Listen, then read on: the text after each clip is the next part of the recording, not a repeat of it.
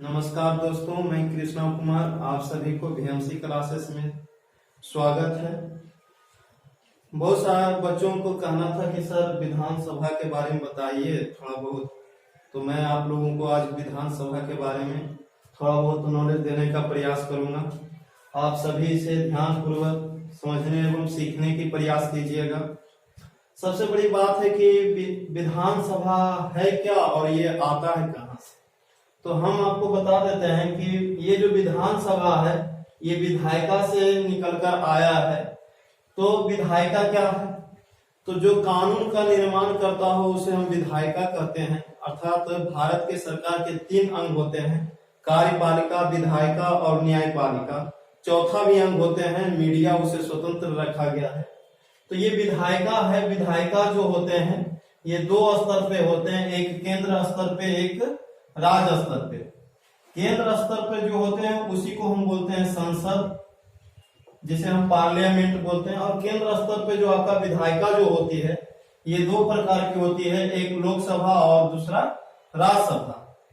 उसी प्रकार से राज्य स्तर पर जो होती है उसे हम विधानमंडल कहते हैं। और विधानमंडल की जो अंग होती है वो 3 होती है। सबसे पहला जो होती है राज्यपाल होती है, दूसरा विधान परिषद होता है, विधान परिषद, और तीसरा होता है आपका विधान सभा। तो ये राज्य स्तर से विधायिका निकल के आया विधानसभा। तो भारत में विधानसभा जो वर्णन है तो भारतीय संविधान अनुच्छेद 170 में इसका वर्णित है। 170 के अनुसार भारत में प्रत्येक राज्य के विधानसभा होती है। तो सबसे पहले मैं बात करता हूं कि विधानसभा। तो विधानसभा जो होती है वो जनता के द्वारा जो सदन होता है, चुने गए व्यक्ति वही यहाँ पे विधानसभा में पहुंचते हैं। विधानसभा को निम्न सभा या निम्न सदन भी कहते हैं। और विधानसभा को अस्थायी सदन कहते हैं क्योंकि इसको बीच में भंग किया जा सकता है। और सबसे दूसरी बड़ी बात है कि विधानसभा को अनिवार्य सदन भी कहा जाता है और विधानसभा को सबसे लोकप्रिय सदन भी कहा जाता है। अब सबसे बड़ी बात है कि विधानसभा के बनने के लिए आयोग्यता क्या होना चाहिए या योग्यता क्या होना चाहिए। तो सबसे पहले वो भारत का नागरिक हो। दूसरा बड़ी बात है कि वो 25 वर्ष आयु पूरा कर चुका हो। और तीसरा है कि वो पागल या दिवालिया घोषित ना हो। अगर ये तीनों शर्तों में तीनों को वो योग्य रखता हो तो वो विधानसभा के सदस्य बन सकता है और उसी सदस्य को हम बोलते हैं एमएलए। तो इस प्रकार से विधानसभा यहाँ पे समझ में आया होगा आप लोगों को। मैं एक बार से फिर रिकॉल कर देता हूँ कि विधानसभा भारतीय अनुच्छेद 170 में वर्णित है। विधानसभा जो होते हैं जनता के द्वारा चुने हुए प्रतिनिधि पहुंचते हैं। विधानसभा को निम्न सभा कहते हैं या निम्न सदन भी कहते हैं। यह अस्थायी होती है और यह सबसे लोकप्रिय सदन होता है और ये अनिवार्य सदन होती है। अब सबसे बात करते हैं दूसरा कि विधानसभा की संरचना किस प्रकार से होती है या कुछ अन्य जानकारियां। तो विधानसभा की संरचना में सबसे पहले मैं बात करूंगा विधानसभा की कार्यकाल। तो विधानसभा की कार्यकाल जो होती है वो आपका 5 वर्ष के लिए होती है, 5 साल के लिए। परंतु इसे आप 5 साल से पहले भी भंग कर सकते हैं या स्थगित कर सकते हैं। दूसरा बड़ी बात है कि विधानसभा जो होती है इसका अधिकतम सदस्य होगी 500 और न्यूनतम सदस्य होती है 60। किसी भी राज्य में विधानसभा होने के लिए अधिकतम 500 होगी, न्यूनतम 60।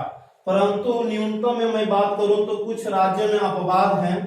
जैसे गोवा में मात्र 40 विधानसभा सीटें हैं, मिजोरम में 40 विधानसभा सीटें हैं, सिक्किम में 32 हैं जो कि 60 से कम हैं। तो ये अपवाद के श्रेणी में रखे गए हैं। अब मैं बात करता हूँ विधानसभा जो होती है पूर्णतः जनसंख्या के पर ही आधारित होती है।